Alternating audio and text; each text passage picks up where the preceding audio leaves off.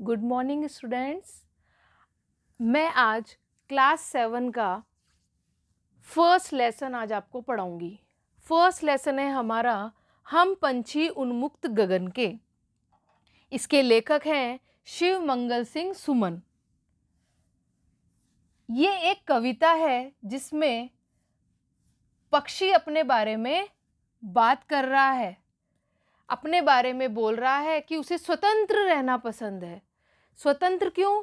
क्योंकि वो एक आकाश में उड़ने वाले पक्षी हैं। उन्हें जंजीरों में बांध कर रखना, पिंजरे में बांध कर रखना पसंद नहीं है। वो अपने बारे में बता रहे हैं, अपनी आज़ादी के बारे में बता रहे हैं कि उन्हें आज़ाद रहना कितना पसंद है।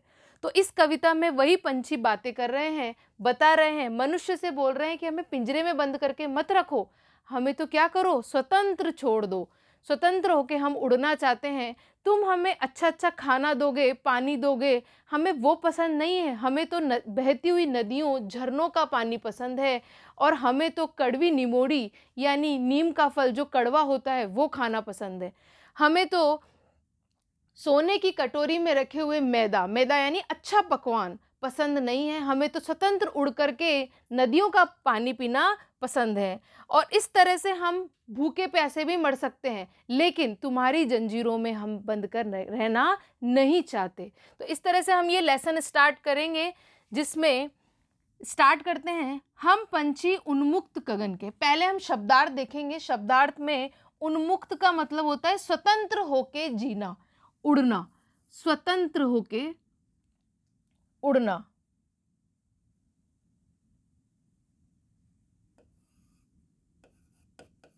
स्वतंत्र रूप से उड़ना, विहार करना। गगन मतलब होता है आकाश, आसमान। पिंजरे बंद ये मतलब होता है पिंजरे में बंद, पिंजरे में बंद।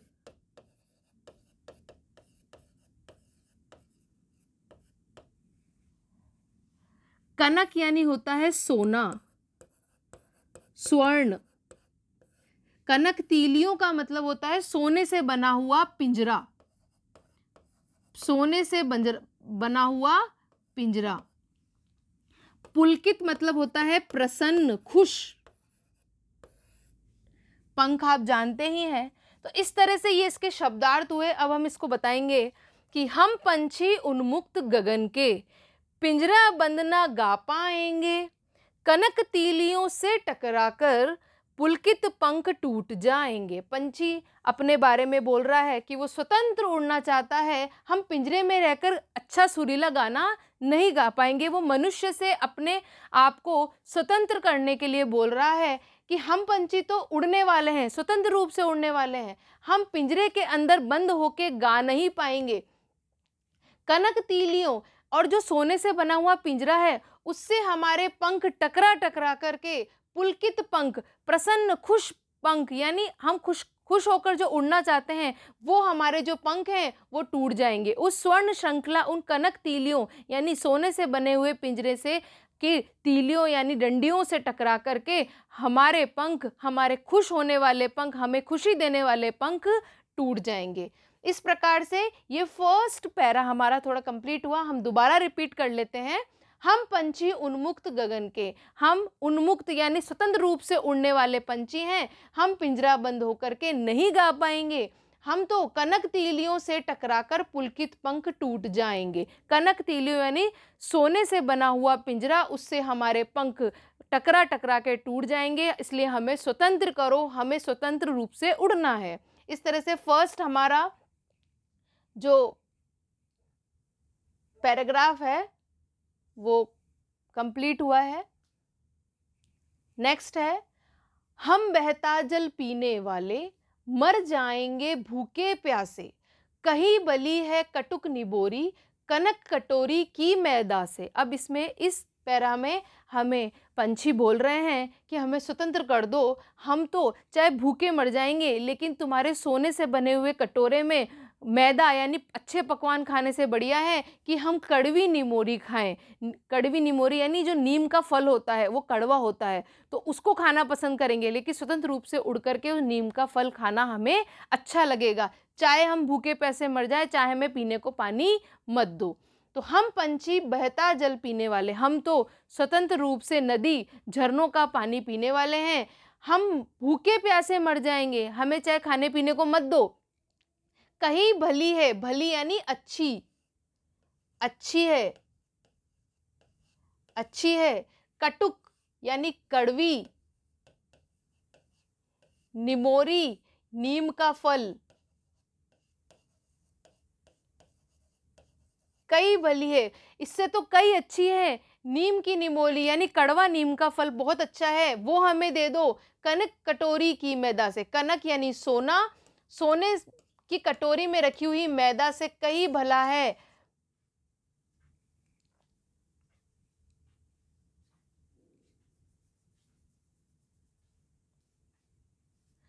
कटोरी यानी प्याला,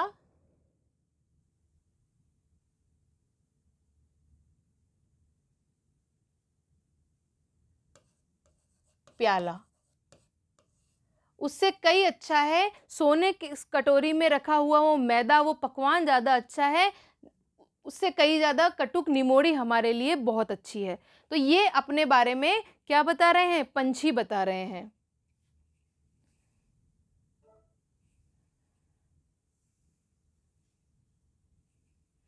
नेक्स्ट है हमारा, स्वर्ण श्रृंखला के बंधन में अपनी गति उड़ान सब भूले, बस सपनों में देख रहे हैं तरु की फुनकी पर के झूले। पहले हम शब्दार्थ देखेंगे इनके। स्वर्ण श्रृंखला, सोने से बनी, गति रफ्तार, तरु पेड़, फुनकी पेड़ का सबसे ऊपरी भाग, सबसे ऊपरी भाग, सबसे ऊपरी भाग। अब पंछी कह रहे हैं कि स्वर्ण श्रृंखला, सोने से बने हुए पिंजरे, सोने से बना जो पिंजरा है उसके बंधन में, उसके अंदर रहने से हम अपनी गति, हम जो आकाश में स्वच्छंद घूमते थे बिना किसी रोक टोक के, वो भूलते जा रहे हैं। हमारी रफ्तार, हमारी गति, हम सब आसमान की भूलते जा रहे हैं। हमें तो पिंजरे में बंद कर दिया गया है, बस सपनों में देख रहे हैं। अब तो बस सपनों में ही आसमान की उड़ान देखने को मिलती है, क्योंकि हम तो पिंजरे में बंद हैं। तरु की फुनकी पर के झूले, तरु यानी पेड़, फुनकी यानी पेड़ का सबसे ऊपरी भाग, टहनी। तो पेड़ के सबसे ऊंची टहनी पर बैठ के जब हम स्वच्छंद झूला झूला करते थे, वो तो बस एक सपना मात्र रह गया है हमारे लिए, और कुछ नहीं रह गया है। हम तो अपनी गति, अपनी रफ्तार, अपनी स्पीड सब भूलते जा रहे हैं, क्योंकि हमें तो जो अमीर लोग हैं उन्होंने क्या कर रखा है? पिंजरे में बंद करके रखा है। नेक्स्ट, ऐसे थे अरमान, अरमान यानी इच्छा,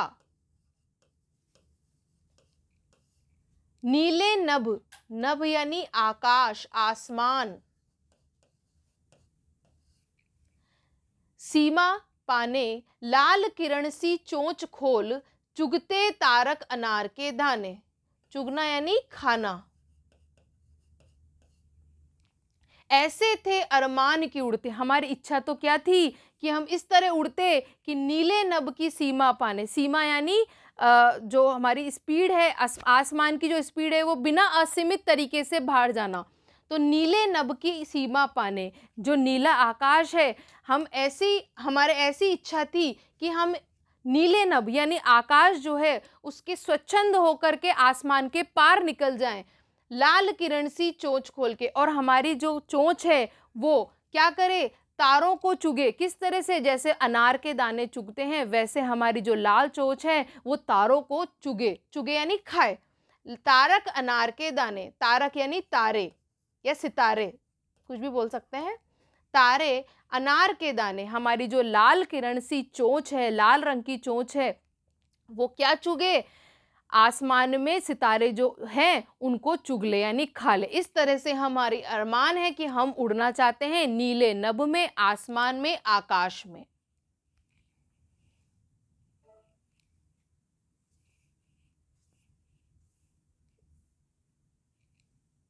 नेक्स्ट, होती सीमाहीन क्षितिज से इन पंखों की होड़ा होड़ी, या तो क्षितिज मिलन बन जाता या तंती सांसों की डोरी। होती सीमाहीन, सीमाहीन यानी असीमित, जिसकी कोई सीमा न हो। क्षितिज यानी आकाश और धरती का मिलन, वह स्थान जहां पे आकाश और धरती मिलते हैं।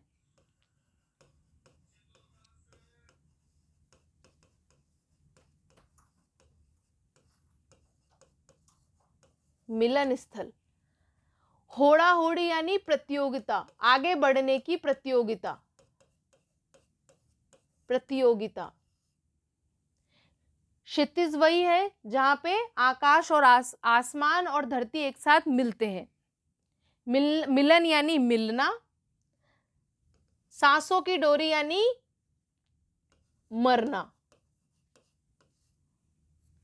ठीक है, ये पूरा इसका अर्थ है।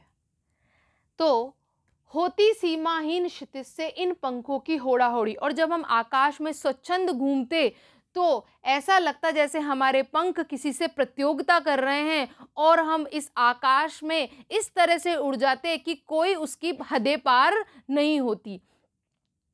हर तरीके की असीमित हम उड़ान भरते, आसमान में इस तरह से उड़ते कि हमारे पंख एक दूसरे से होड़ा होड़ी यानी प्रतियोगिता करते दिखते। या फिर इसमें क्षितिज मिलन बन जाता, यानी आकाश और धरती एक साथ मिल जाते, या फिर हमारी सांसों की डोरी यानी हमारे मरने का टाइम आ जाता, हम अपने प्राणों को निछावर कर देते। लेकिन हम उसमें भी खुश हैं उड़ते हुए, चाहे हम प्रतियोगिता करें या फिर अपने सांसों को खत्म कर दें, अपने श्वास को खत्म कर दें, उसमें भी हम बहुत खुश हैं। लेकिन हे मनुष्य, हमें क्या करो, स्वतंत्र कर दो, इन पिंजरे से स्वतंत्र कर दो। नीड़ न दो चाहे टहनी का, नीड़ यानी घोंसला, पक्षियों के घोंसले को बोलते हैं नीड़। टहनी यानी पेड़ की टहनी। आश्रय यानी जहां निवास होता है, रहना, निवास। छिन्न भिन्न, खत्म कर दो, खराब कर दो, नष्ट कर दो, नष्ट करना। लेकिन पंख दिए हैं तो आकुल उड़ान में विघ्न न डालो, विघ्न यानी बाधा। आकुल यानी उड़ने के लिए व्याकुल, उड़ने के लिए उत्सुक, उत्सुक, उड़ने के लिए उत्सुक।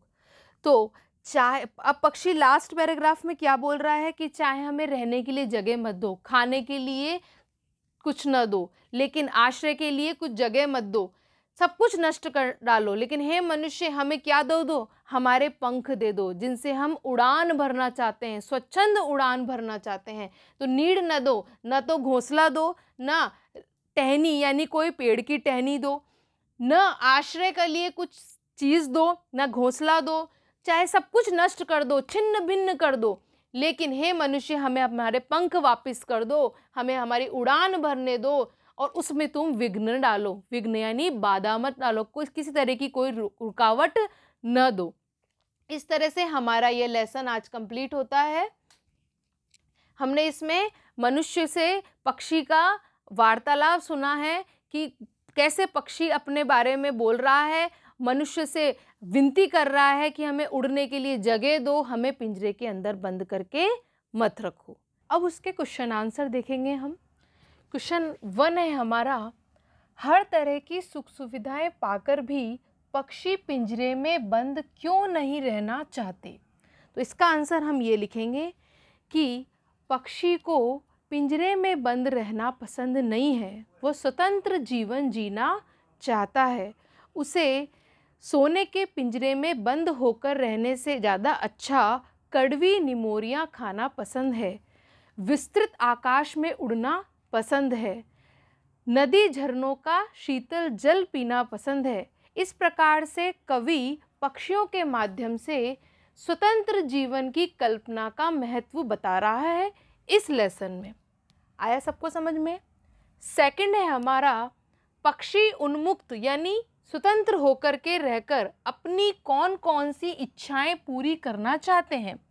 पक्षी स्वतंत्र रहकर विस्तृत आकाश में उड़ना चाहते हैं। वह नीम के फल की कड़वी निमोरियाँ खाना पसंद करते हैं, नदी झरनों का शीतल ठंडा पानी पीना पसंद करते हैं, उन्हें पेड़ों के टहनी पर झूलना पसंद है। इस तरह से पक्षी अपनी इस तरह की इच्छाएं पूरा करना चाहते हैं। वह क्षितिज के मिलन तक विस्तृत आकाश में असीमित रूप से उड़ना चाहते हैं। थर्ड है हमारा भाव स्पष्ट करना। भाव यानी ये जो लाइन है इसका भावार्थ, हिंदी भावार्थ लिखना है। इन लाइनों के माध्यम से कवि क्या कहना चाहता है, इस तरह से भाव स्पष्ट करना इसे हम कहते हैं। या तो क्षितिज मिलिन बन जाता या तनती सांसों की डोरी। इस प्रस्तुत पंक्ति का आशय यह है कि या तो पक्षी क्षितिज के मिलन तक अंत तक असीमित रूप से उड़ना पसंद करते हैं, नहीं तो वो क्या करना चाहते हैं, अपने सांसों की डोरी यानी अपने प्राणों को निछावर कर दें। या तो वो स्वतंत्र रूप से आकाश में उड़ना चाहते हैं, उन्हें वह पसंद है, या फिर इस स्वतंत्रता के कीमत के रूप पर वो अपने प्राणों को भी निछावर कर दें। इस तरह से उसकी प्रबल इच्छा है। इस तरह से ये हमारे तीनों क्वेश्चन आंसर के आंसर हम लिखेंगे।